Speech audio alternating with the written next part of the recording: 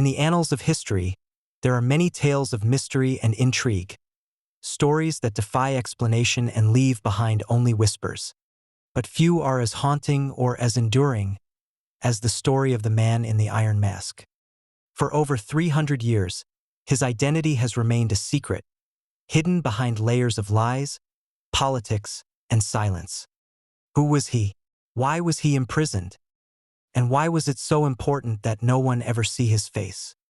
Today, we unlock the iron gates of one of Europe's greatest mysteries. The 17th century was a time of splendor and shadows for France. Under the reign of King Louis XIV, the Sun King, the nation blossomed into a cultural and military powerhouse. But beneath the glittering surface of Versailles, secrets festered. Royal plots, political conspiracies, and silent enemies threatened the crown from within. Power was absolute, but so was fear.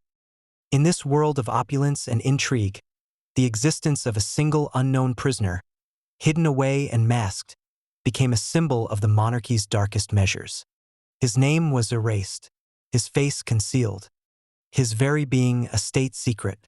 The first concrete records of the masked prisoner appear in 1669, during the reign of Louis XIV. A man, listed only as Eustache Dogger, was arrested under mysterious circumstances. The orders were clear.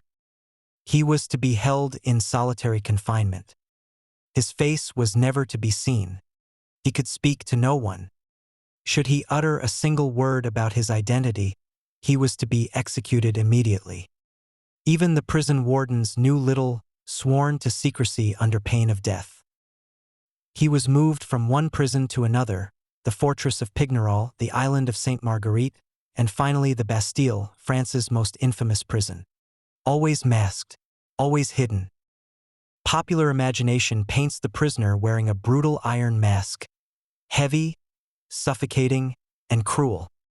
In truth, historical documents suggest that the mask may have been made of black velvet, covering the face but allowing him to breathe and eat. Still, the image of an iron mask stuck. It was Alexandre Dumas, the famous French novelist, who forever seared it into our minds in his novel, The Man in the Iron Mask, part of his D'Artagnan romances. A man imprisoned for life, robbed of even the dignity of his own face. But Dumas was a storyteller, not a historian.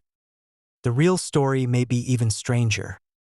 Over the centuries, countless theories have been proposed to explain who the masked man was. Some believed he was an illegitimate child of Queen Anne of Austria, the mother of Louis XIV. Others thought he was a political figure who knew too much, perhaps about royal scandals or secret negotiations. But the most famous theory? That he was none other than Louis XIV's twin brother. Imagine this, two heirs born at the same time. One destined to rule, the other a threat to the throne. According to the theory, to avoid civil war and confusion over succession, the second twin was hidden away at birth, raised in secret, then imprisoned for life once he became a man. This would explain the secrecy, the mask, and the extraordinary measures taken to erase him. Even Voltaire, the celebrated Enlightenment thinker, believed this was true. During his own imprisonment at the Bastille, he heard whispers of a masked prisoner whose very existence was a royal embarrassment. But without proof, it remains only a theory. What was life like for the man in the iron mask? Isolated, silent. His meals were delivered under strict guard. His letters, if he was allowed to write, were censored.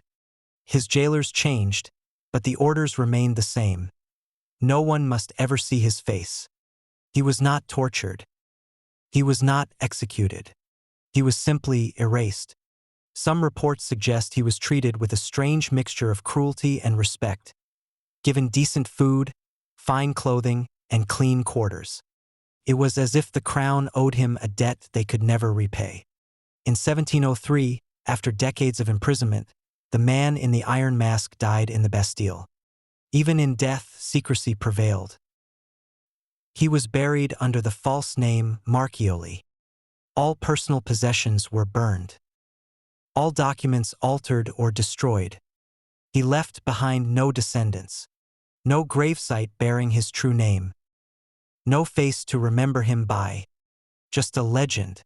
The story of the man in the Iron Mask has fascinated historians, writers, and filmmakers for centuries. It inspired plays, books, and Hollywood movies, each offering their own spin on his true identity. But the real tragedy is not who he was, it's what he became, a living ghost. A man stripped of his identity, reduced to a secret. In the end, the Iron Mask was not just a physical object, it was a symbol of power unchecked, of cruelty hidden behind royal walls, and of the eternal human need to remember what others try so hard to erase. In modern times, historians have combed through surviving prison records, letters, and royal archives. Some clues have emerged. A valet named Eustache Dogger really did exist, and was arrested around the same time. Prison records describe a masked prisoner without revealing his name. Mentions of secret prisoners who could never be spoken of. But hard evidence? Still missing. Perhaps the truth was buried too well. Or perhaps the man in the Iron Mask was never meant to be solved. Across the centuries, his mask still haunts us. It challenges us to imagine. Who could you be if your name was taken from you? Your face erased? Your life forgotten? The man in the Iron Mask may be lost to time, but his silence still speaks.